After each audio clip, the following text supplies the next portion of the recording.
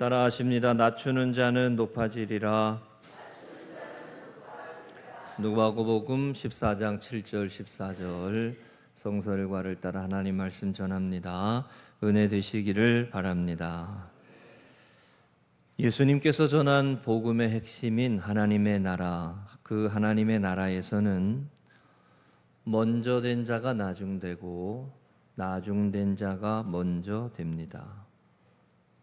마태복음 20장 16절입니다. 이와 같이 나중된 자로서 먼저 되고 먼저 된 자로서 나중되리라. 아멘이시죠? 네, 예수님이 전한 말씀이십니다. 이 말씀은 포도원의 품꾼들의 비유에서 하신 말씀입니다.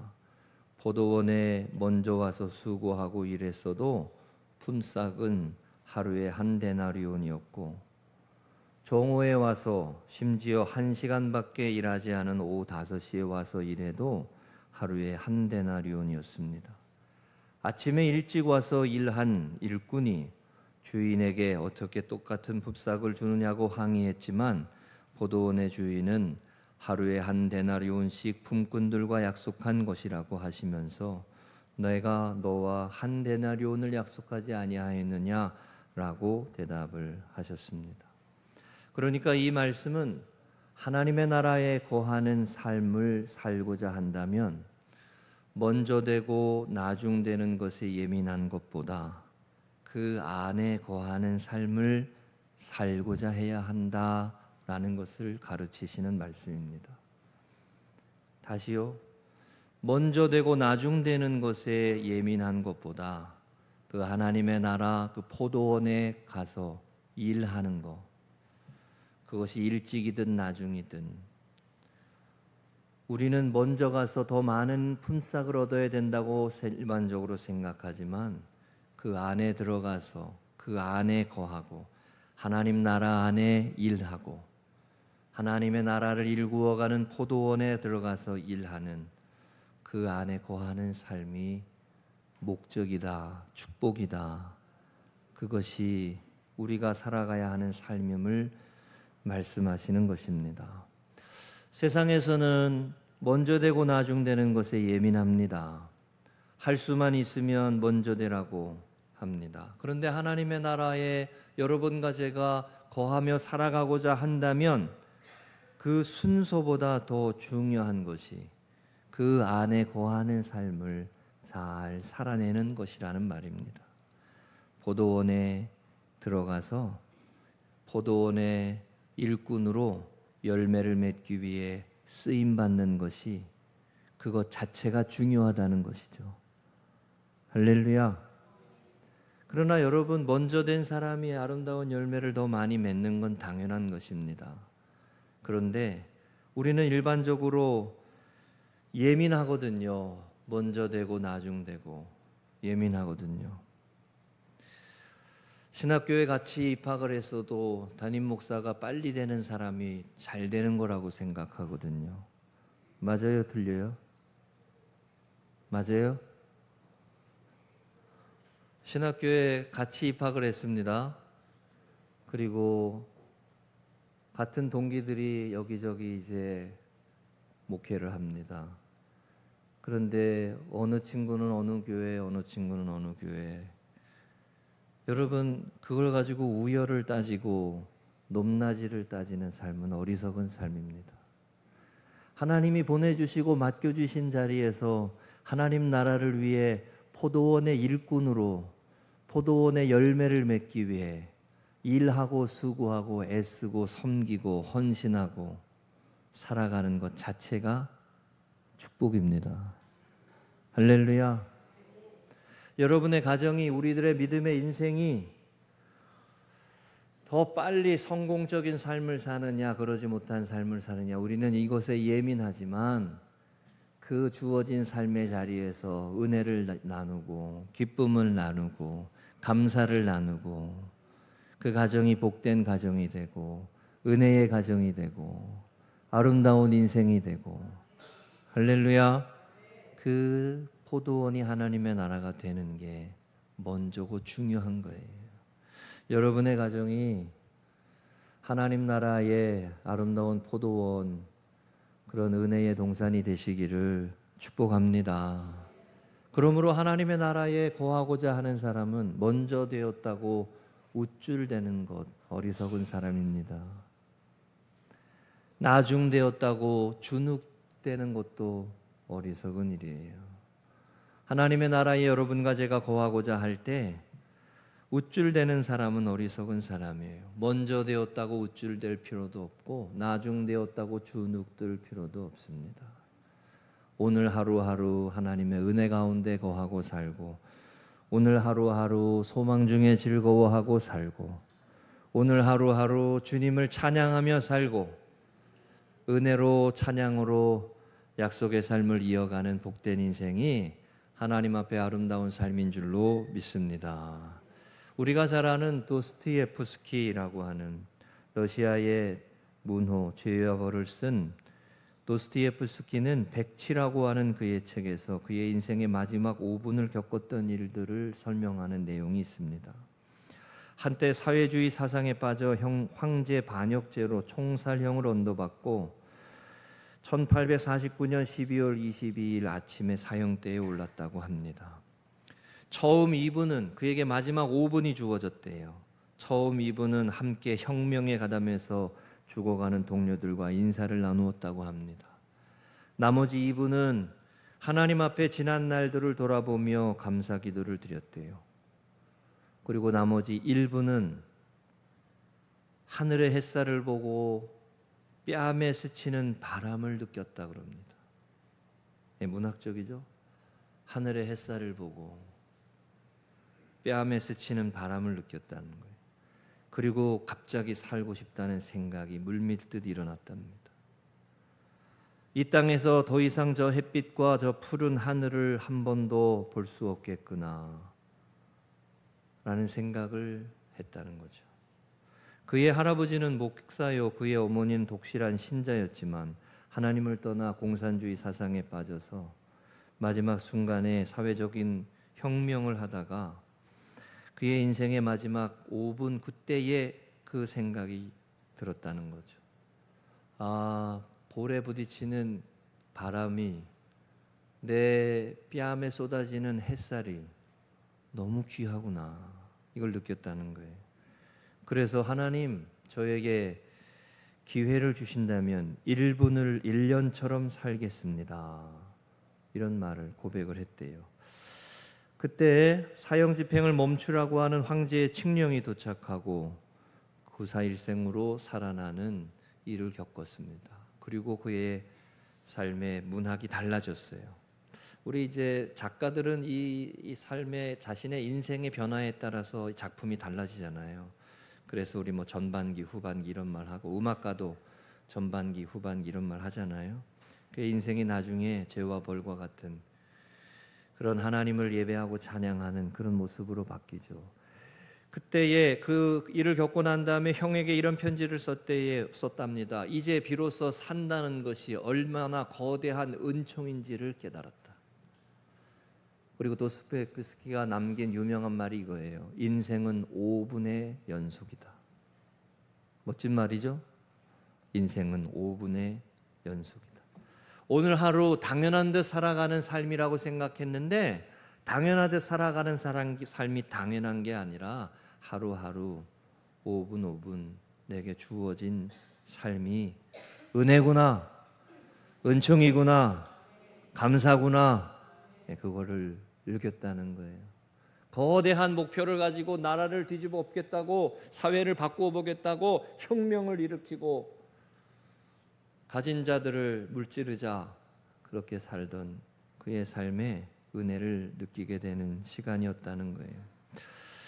여러분, 당연하다고 생각하는 것들이 당연한 것이 아니라 은혜고 은총임을 깨달을 때 시선이 달라지는 거예요.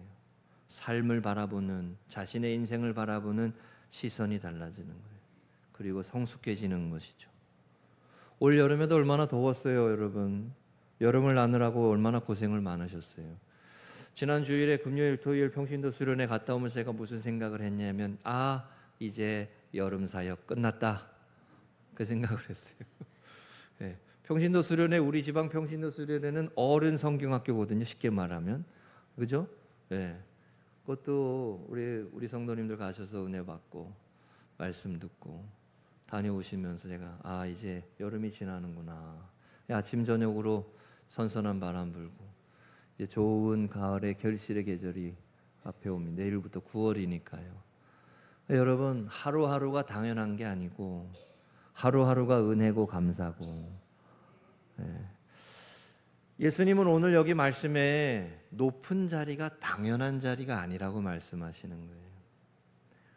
높은 자리가 당연한 자리가 아니라, 한 바리새인의 집에서 청함을 받는 사람들이 높은 자리에 택함을 받는 걸 보고 비유로 끝자리에 앉으라라고 말씀하시는 거예요. 그 자리가 당연한 게 아니라는 거예요. 사람들이 정해놓은 높은 자리가 당연히 있을 수 있기는 있지만 그것이 자신이 당연한 그 자리가 내 자리라고 생각하는, 그것은 어리석은 사람의 모습이라는 거죠. 차라리 자신을 낮추고 자신을 섬기며 살아가는 삶이, 자만하고 교만하여 하나님의 영광을 가리는 삶이 아니라 낮추고 섬기는 삶이 하나님의 나라에 거하는 삶임을 가르치시는 말씀입니다. 여러분, 가을입니다. 올 가을에도 겸손과 섬김으로 하나님의 나라의 일꾼으로 쓰임받는 은혜와 기쁨과 감사로 아름다운 열매를 맺으시는 믿음의 가정들이 되시기를 축복합니다. 예수님을 믿고 주님으로 고백하고 성령의 능력으로 살고 거듭난 그리스도인으로 살면서 하나님의 나라를 위하여 살아가도록 우리를 부르셨어요. 그 하나님의 나라에 거하는 삶을 살아가라고 부르셨어요. 먼저 된 자, 나중된 자, 그거에 예민하지 말라고요. 그게 중요한 게 아니란 말이에요. 목사나 장로나 집사나 권사나 직분이 중요한 게 아니라 그 안에 하나님의 나라 안에 거하는 자로 살아가는 삶, 그 하나님의 나라를 위해서 내 삶을 드리며 헌신하며 쓰임받으며 하나님이 나를 통해서 하나님의 일을 이루어 가시는 일을 기뻐하고 즐거워하고 감사할 줄 아는 삶이 복 있는 삶인 줄로 믿습니다. 할렐루야. 찬양대로 섬기는 것이 감사한 거고, 은혜로 쓰임받는 것이 감사한 거고, 그 하루하루의 삶이 복된 삶으로, 복된 열매로 이어지게 되는 줄로 믿습니다. 두 가지 말씀 나눕니다. 따라 하십니다. 높은 자리에 앉지 말라. 복음의 길은 낮아짐입니다. 11절입니다. 무릇 자기를 높이는 자는 낮아지고 자기를 낮추는 자는 높여지리라. 굳이 왜 예수님은 이 말씀을 하시는 것일까요? 너무 사소한 얘기 같지 않나요? 여러분, 제가 이 설교를 준비하면서도 이 너무 사소한 이야기를 말씀으로 전하는 내용인 것 같다는 느낌도 받았어요. 자리에 앉는 것에 대해서 뭐 이렇게 진지하게까지 예수님 말씀하실 필요가 있을까요? 그저 사람 사는 세상에서 흔히 일어나는 일이지 않나요? 높은 자리에 앉고 낮은 자리에 앉고. 왜 예수님은 굳이 이 말씀을 하시는 것일까요? 왜일까요, 여러분? 사람은요, 누구나 높은 사람이 되고자 하는 욕망이 있기 때문에 그렇습니다. 문 열어주고 차문 열어주고, 레드카펫 깔아주고, 아주 뽀대나는, 이 표현이 좀 그런가? 아주 빛나는 옷을 입고 아주 그럴듯하게 걸어가고, 그게 사람의 본연의 모습이 아니라는 거예요. 멋있고 대단하고 위대해 보이지만 사람이 그게 본래의 모습이 아니라는 거죠. 최고의 자리면 오르면 행복할 것 같고 높은 자리에 모든 것을 다 가지면 자유로울 것 같으나 여전히 속박이 있고 여전히 얽매임이 있고,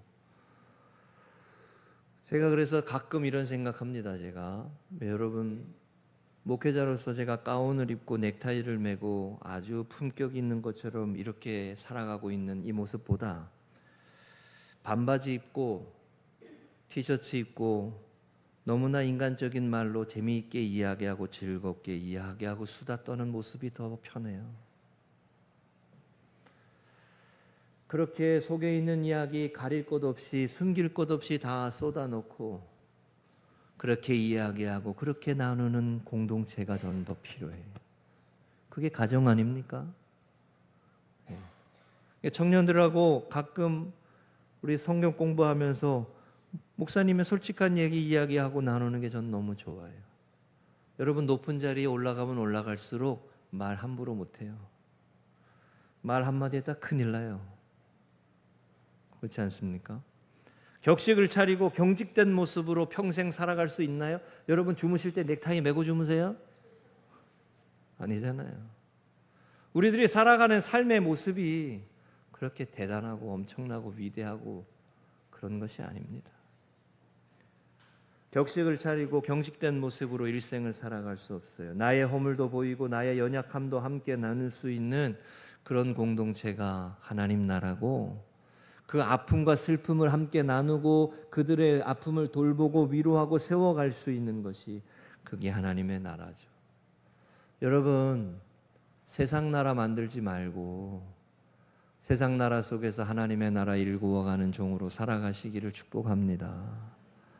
하나님의 나라를 일군다고 하면서 세상 나라 만드는 사람들 많습니다. 예수님은 할 수만 있으면 높은 사람이 되라고 말씀하시는 게 아니라 하나님의 나라와 하나님의 나라에서 주님과 동행하는 자로 살라고 하시고, 예수님은 할 수만 있으면 세계 최고의 부자가 되라고 하시는 것이 아니라 주어진 자리, 세워진 자리에서 하나님의 영광을 위해서 쓰임받는 사람이 되라고 하시는 거예요. 빌 게이츠가 우리나라에 왔잖아요. 삼성전자 이재용 사장이 우리 삼성 갤럭시를 선물해 줬대잖아요. 그거 공짜로 받고 되게 좋아했대잖아요. 빌 게이츠가 그거 보셨어요? 그거 공짜로 받고 그거 좋아하고, 그거 계속 쓴다 그러더라고요. 엄청난 부를 가지고 있어도 오히려 겸손하고, 오히려 소탈하고, 오히려 인간적이고, 여러분, 그것이 하나님의 앞에서 아름다운 삶의 모습이지 않을까요? 넥타이 매고 고결하고 높은 사람인 것처럼 하지만 뒤에서 냄새나고 숨겨진 어둠이 있고 가려진 위선이 있다면 그것이 어떻게 하나님 나라의 일꾼입니까? 지난 주간에 생명의 삶에 하나님의 마음을 아는가라고 하는 이야기가 있었습니다. 여기 이런 내용이 있어요. 우리가 신경 쓰는 많은 것은 알고 보면 하나님이 전혀 신경 쓰지 않는 것들이다. 반대로 하나님이 안타까워하시는 것들에 우리는 관심이 없을 때가 많다. 하나님이 안타까워하시고 슬퍼하시는 것을 함께 안타까워하고 슬퍼하는 그 한 사람이 되라. 할렐루야. 우리가 너무 신경 쓰고 살고 우리가 집중하며 살아가는 것, 오히려 하나님이 중요하지 않다고 말씀하시는 게 있을 수가 있다. 우리가 그렇게 놓지 못하고 이렇게 붙잡고 있는 그것이 하나님 보시기에 아무것도 아니라고 말씀하신다는 거예요. 그저 높은 거가 되고 최고의 자리가 되고 위에 올라가면 행복할 것이라고 말하지만, 그렇게 가지고 붙들고 있는 것 가지고 가정이 깨지고 삶이 무너지고 관계가 깨지는 그런 모습들 가운데 결코 그게 하나님의 나라가 아니라는 거지. 그러니까 먼저 하나님의 나라에 와든 늦게 하나님에 와든 중요한 게 하나님의 나라 안에 들어와서 그 포도원의 일꾼으로 살아가는 것 자체가 중요한 거예요. 먼저 오나 나중 오나 그게 중요한 게 아니고, 먼저 집사님이 되나 나중에 집사님이 되나 그게 중요한 게 아니고, 그 안에 들어와서 하나님의 나라의 일꾼으로 쓰임받고 섬기며 살아가는 것, 그것 자체가 중요한 거예요. 하나님의 부르심에 응답하며 내 삶을 드리고 하나님의 영광을 위하여 아름다운 교회 세우고 복 있는 교회 세우고 복된 가정 세우고 귀한 우리 자녀들 믿음의 사람으로 세상 속에서 죄와 어둠의 슬픔에 흘려가는 사람으로 살지 않고 하나님의 나라의 일꾼으로 쓰임받는 사람으로 살아가도록 세워가는 것, 그 삶이 귀한 거예요. 여러분, 너무 예민하잖아요. 우리는 높은 자리에 올라가는 거 예민하잖아요. 우리 손흥민 선수가 LA로 옮겼는데, 그 손흥민 선수 아버지가 한번 손흥민 선수가 월드 클래스이냐라고 물었을 때 인터뷰에 나와가지고 이런 말 했잖아요. 우리 아들은 아직 월드 클래스가 아니라고. 근데 그렇게 말하는 이유가 있어요. 그 설명을 뭐라고 했냐면, 월드 클래스가 됐다고 말하면 얘 내려가는 일밖에 없다. 높은 자리에 올라갔다라고 하는 게 중요한 게 아니다. 이제 그건 내려가는 일밖에 없다. 그거에 예민하거든요. 우리가 높은 자리에 올라가는 거에 예민해요. 여러분, 우리 강학모 권사님네 아들내미 이름처럼 한결같으시기를 축복합니다. 예? 한결같으시기를. 낮은 자리에 있든 높은 자리에 있든 한결같아야 돼요. 하나님의 은혜로 살아가는 삶은 동일한 거요. 하나님의 은혜로 섬기며 살아가는 삶은 동일한 거요. 변함이 없어야지. 변함이 없어야지. 어느 순간에 세상적인 위치를 가졌다고 그냥 그 모습을 잃어버리는 경우가 많습니다. 베드로전서 5장 6절 7절의 말씀에 이 말씀이 있습니다. 그러므로 하나님의 능하신 손 아래에서 겸손하라. 때가 되면 너희를 높이시리라. 너희 염려를 다 주께 맡기라. 이는 그가 너희를 돌보심이라. 할렐루야. 여기 말씀했잖아요. 하나님의 능하신 손 아래에서 겸손하라. 하나님의 능하심을 믿으라. 하나님의 일하심을 믿으라. 여러분, 믿음의 가정을 세우고 은혜의 가정을 세우고 믿음의 자녀를 길러가고 박봉이든 때로는 더 많이 받든 때로는 은퇴할 때가 돼서 조금 수입이 줄어들든 그런 거에 너무 예민하지 말고 할 수만 있으면 여러분 많이 있으시면 좋죠. 그러나 그게 사람을 평가하는 기준이 어떻게 될 수 있냐고요. 하나님의 은혜 가운데 하나님의 나라를 아름답게 만들어가고 하나님의 은혜 가운데에 기쁨과 화목이 넘치고 하나님의 은혜 가운데에 복 있는 복된 열매를 맺는 포도원이 되는 게 하나님이 기뻐하시는 가정의 모습이지. 남편이 말이죠, 더 많이 벌어오지 못한다고 다른 남편이랑 비교하고 그럼 되겠어요? 반대의 경우도 있고. 그거에 예민하거든요. 예민해요. 때가 되면 너희를 높이시리라. 저는 이 말씀을 믿습니다. 때가 되면 너희를 높이시리라. 때가 되면 너희를 높이시리라. 여러분, 하나님은 사람을 찾아요. 세상도 사람을 찾아요. 순결하고 거룩하고 정직한 사람을 찾아요. 야가 빠지고 세상적으로 뛰어난 사람만 찾는 게 아니에요. 정말 필요로 한 사람, 책임지고 수고하고 헌신하고 그 역할을 감당할 수 있는 사람 찾아요. 제가 전에도 한번 말씀드렸습니다. 신학교 대학원 다닐 때 주유소 아르바이트를 하러 가가지고 새벽에 끝나고 아침에 일찍 가보면 저 그냥 아이들 담배 피고 술 먹고 일을 맡길 만한 사람이 없는 거야. 총무로. 그래서 저보고 총무해달라고. 그래서 제가 순간적으로 생각했어요. 목회하지 말고 총무나 할까, 주유소에. 총무나 할까. 일을 맡길 사람이 없는 거예요. 믿을 만한 사람이 없는 거예요. 신뢰를 할 만한 사람이 없는 거예요. 세상 속에도 신뢰할 만한 사람, 믿을 만한 사람, 진실한 사람 찾아요, 안 찾아요? 여러분, 일터에서 이 역할을 맡길 만한 사람 찾지 않습니까? 정직한 사람, 뒷주머니 차고 그런 사람이 아니라 맡길 만한 사람을 찾잖아요. 그런 사람을 찾게 돼 있잖아요. 하나님께서 이 말씀하시는 거예요. 때가 되면 높이신다. 너희 염려를 다 주께 맡겨라. 하나님의 나라를 아름답게 이루어가는. 여러분, 하나님 앞에 우리가 그와 같은 믿음의 걸음을 걸어가면 하나님 우리 가정에, 우리 교회에, 여러분과 저희의 삶에 열매 있게 하시는 은혜를 허락해 주실 줄로 믿습니다. 할렐루야. 제가 여러 번 인용했습니다만 기드온의 마지막 후반부가 이 구절이 있다는 말씀드렸어요. 사사기 8장 17절입니다. 기드온이 그 금으로 에봇 하나를 만들어 자기의 성읍 오브라에 두었더니 온 이스라엘이 그것을 음란하기 위함으로 그것이 기드온과 그의 집에 올무가 되니라. 이 말씀이 있습니다. 기드온도 전반기와 후반기가 다르다는 말씀드렸죠. 기드온이 전반기에 있을 때는 하나님 앞에 기드온의 300명의 용사로 아주 귀하게 쓰임받았어요. 여룻바알로 쓰임받았어요. 그런데 기드온의 후반기의 모습에 그가 음란하게 섬기는 오브라의 성읍 오브라의 에봇 하나를 음란하게 만들어 놨을 때 이스라엘 백성들이 그것을 음란하게 섬겼어요. 그걸 하지 못하게 하고 끝까지 하나님 앞에 영광을 돌리도록 했어야 하는데 기드온이 어느새 그냥 사상 사람들이 기드온이 영웅이라고 생각해서 그 사람을 쫓아가서 그의 옷을 음란하게 섬겼어요. 그 나중에 어떻게 됩니까? 기드온의 집안이 아비멜렉이라고 하는 사람이 기드온의 아들들 70명을 한 자리에서 죽이는 비극이 일어납니다. 그리고 기드온의 시대가 지나가잖아요. 끝까지 하나님 앞에 영광을 돌리고 끝까지 은혜로 살고 끝까지 감사로 살고 내게 주어진 삶의 걸음에 나를 높여주신 그 은혜가 당연한 게 아니라 은혜고 감사고 축복이고 할렐루야 할렐루야 하나님께 영광을 돌리는 삶을 살아야 되는데 할렐루야 기드온이 그렇게 몰락을 합니다. 성경은 전부 그 얘기 전부 사울의 몰락, 그죠? 기드온의 몰락. 이번 주간에 생명의 삶에 이 글이 있었습니다. 마지막 때의 고난을 끝까지 견디려면 하나님만 의지하는 단순한 믿음을 소유해야 한다.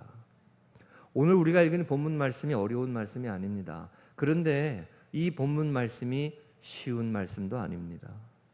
하나님을 의지하는 단순한 믿음을 가지고 나를 음란하게 섬기고 세상 속에서 높여진 자리가 당연하고 생각하는 그 삶의 영적인 시험이 오고 무너짐이 옴을 계속 경고하시는 말씀이에요. 여러분, 단순한 믿음, 하나님을 의지하는 단순한 믿음으로 하루하루 주님과 동행하고 기뻐하고 감사하면서 하나님께서 우리에게 불러 세우신 그 아름다운 포도원을 잘 가꾸어 감으로 먼저 됐냐 나중 됐냐 이게 중요한 게 아니고 하나님의 은혜 가운데 기쁨과 감사로 열매 있는 믿음의 복된 가정이 되시고 열매 있는 복된 믿음의 걸음들이 되시기를 축복합니다.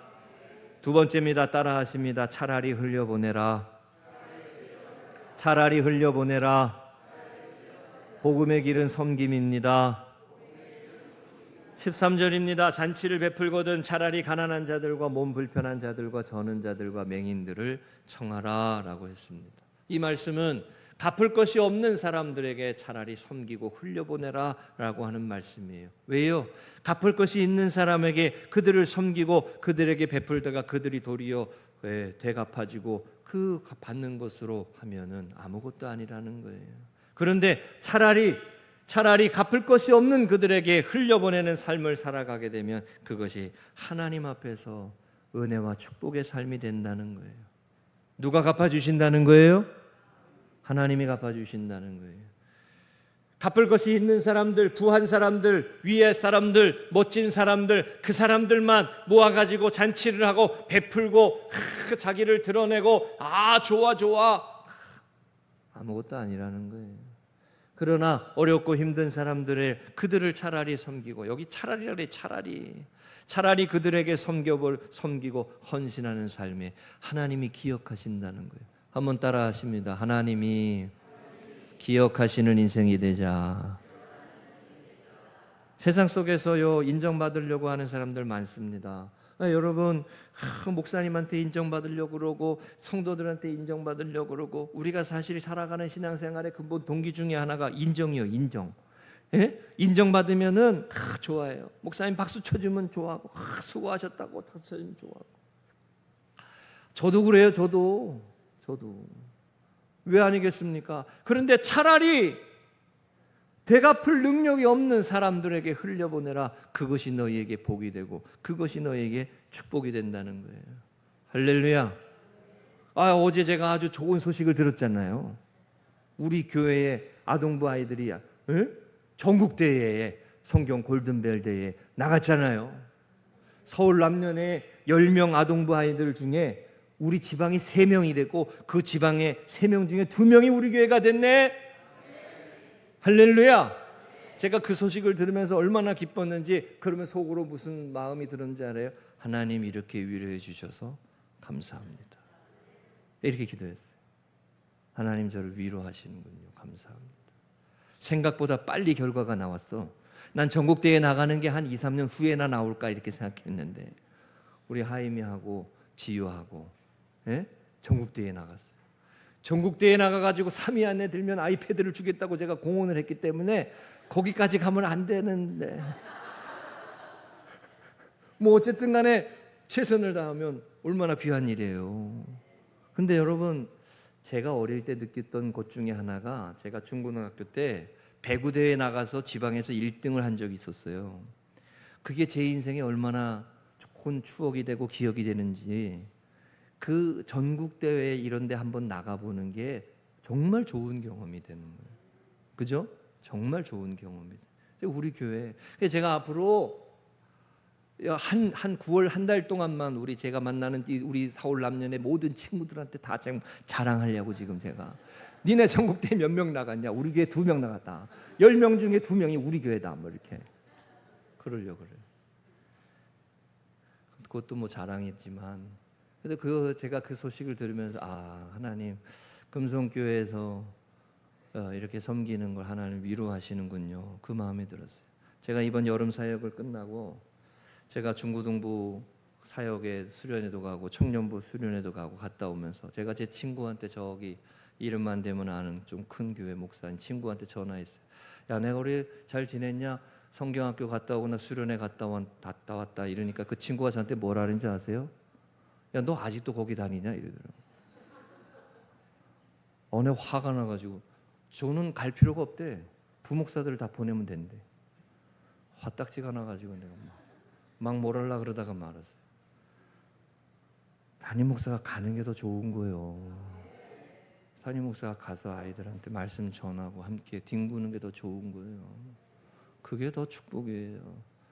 여러분, 섬기고 헌신하는 게 귀한 일이고 흘려보내고 쓰임받는 게 귀한 일인 줄로 믿습니다. 신앙생활에 있어서, 영적인 삶에 있어서요, 일석이조를 강조할 때가 가끔 있습니다. 누이 좋고 매부 좋고, 하나님도 좋고 나도 좋고. 그렇죠? 여러분, 좋지 않아요? 하나님께도 영광이고 우리도 좋고. 근데 이게 위험해요. 하나님도 좋고 나도 좋고가 있으면 좋은데 계속되면 나중에 조금 지나면 하나님은 안 좋고 나만 좋아도 돼. 이게 돼요. 이게 위험한 거예요. 네? 그러니까 우리의 신앙생활은 이게 돼야 돼. 하나님만 좋으시면 돼. 네, 아멘 안 하실 줄 알았어요. 하나님만 좋으시면 돼. 네, 그런데 하나님이 갚으신다는 거예요. 오늘 말씀에 하나님께만 영광이 돌리는 삶을 살아가려고 애쓰고 힘쓰는 삶에 하나님이 기억하신다는 거예요. 다시 한번 따라하세요. 하나님이 기억하신다. 이게 신원하시는 하나님에 대한 말씀이잖아요. 섬기고 흘려보내고 봉사하고 드려지고, 여러분 이번 여름 성경학교 수련회도 섬기고 헌신하고 수없이 많은 분들의 헌신과 섬김이 있었던 겁니다. 제가 이번 여름 성경학교 연합으로 하면서 제가 말씀드렸잖아요. 우리 지방에 귀한 선생님들이 많구나. 우리 지방에 자기네 교회에 그 아동부 아이들 길러보려고 세워보려고 애쓰는 헌신된 교사들이 있구나. 제가 그게 하나님 앞에 감사했어요. 그분들이 교회를 세우는 거예요. 그분들이 하나님 나라를 세워가는 거예요. 먼저 됐냐 나중 됐냐 거기에 예민할 거 없어요. 그건 세상 나라의 길입니다. 하나님은 이 말씀을 하시는 거예요. 포도원에 일찍 들어오든 나중 들어오든 그 포도원 안에서 은혜의 열매를 맺고 감사의 열매를 맺고 믿음의 열매를 맺고 소망의 열매를 맺으며 아름다운 가정을 세워가고 복 있는 성도의 삶을 세워가고 감사와 기쁨과 즐거움이 있는 삶을 살아가는 게 축복의 삶이라고. 갚을 길이 없는 사람을 오히려 차라리 그들을 선대하는 삶을 살아가라고.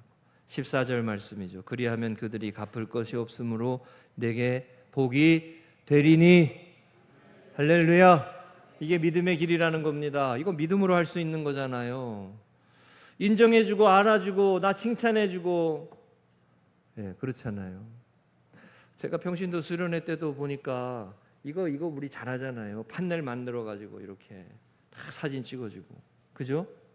제가 우리 장로님들한테 얘기했지만 2천만 원 나눠줘도 100만 원 나눠줘도 판넬 크기는 똑같아. 내가 우스갯소리로 그런 얘기했어요. 여러분, 보여지는 거, 드러난 거, 우리는 그거에 되게 중요하게 여길 때 많은데 먼저 된 자 나중 된 자 그거 중요하지 않습니다. 여러분, 우리 믿음의 가정들이 하나님의 은혜로 하나님 나라의 아름다운 열매를 맺어가는 복된 삶으로 나아가실 수 있기를 주의 이름으로 축복합니다. 지난 주간에 생명의 삶에 수영로교회, 부산 수영로교회를 섬겼던 정필도 목사님의 이야기가 있었습니다. 혼날지라도 아버지의 품으로라는 제목이었어요. 제가 한번 읽어보겠습니다. 저는 어린 시절에 아버지를 여의었습니다. 그러다 보니 아버지가 있는 친구들을 얼마나 부러워했는지 모릅니다. 심지어 친구들이 아버지에게 꾸중을 듣는 것조차 부러웠습니다. 그런데 예수님을 믿고 하나님을 아버지로 받아들이게 된 후에는 그 부러움이 사라졌습니다. 하나님이 얼마나 좋았던지 하루 종일 아버지하고 부르며 기도했습니다. 그렇게 기도하며 살아온 제 인생에 하나님이 얼마나 큰 사랑과 은혜를 베풀어 주셨는지 일일이 헤아릴 수 없습니다. 무엇보다 감사한 것은 제가 하나님의 법 안에서 살게 된 것이었습니다. 하나님 아버지를 늘 의식하면서 살려고 했지만 그분 말씀대로 살지 못했을 때에는 회개하고 다시 바른 길로 갈 수 있었습니다. 연약해서 한두 번 넘어질 수는 있지만 하나님을 계속해서 경외하며 의지하는 사람은 죄와 결별할 수 있습니다. 하나님을 아버지로 부르며 고백하며 살아가는 삶에 하나님이 붙들어 주시는 은혜가 있었다는 거죠.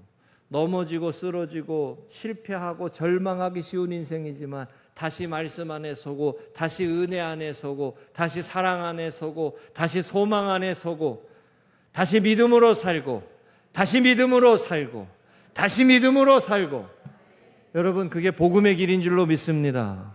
완벽한 교회가 어디 있고 완벽한 가정이 어디 있어요? 완벽한 인생이 어디 있어요? 중요한 게 이거라니까요. 예수 그리스도 안에 다시 은혜로 살고 다시 믿음으로 살고 다시 감사로 살고 다시 찬양하며 살고 주님을 찬양하면서 주님을 찬양하면서 주님을 찬양하면서 내 앞길 멀고 험해도 주님을 찬양하면서 여러분과 저의 삶에 그와 같은 섬김과 헌신과 믿음의 길로 아름다운 복된 은혜의 열매를 맺어가시기를 주의 이름으로 축복합니다. 가을입니다.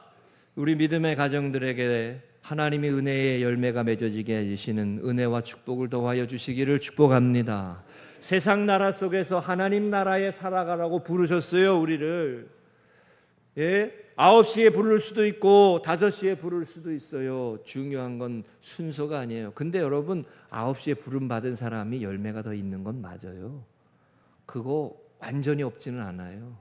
그러나 그 안에 열매 있는 삶을 살아가고 그 안에 쓰임받고 살고 그 안에 섬기며 살고, 그게 더 중요한 거예요. 그게 더 중요한 거예요. 높은 자리에 앉는 것보다 낮은 자리에서 섬기며 은혜로 흘려보내는 삶으로 이 열매를 맺어가는 하나님 앞에 쓰임받는 복된 인생이 되시기를 주의 이름으로 축복합니다.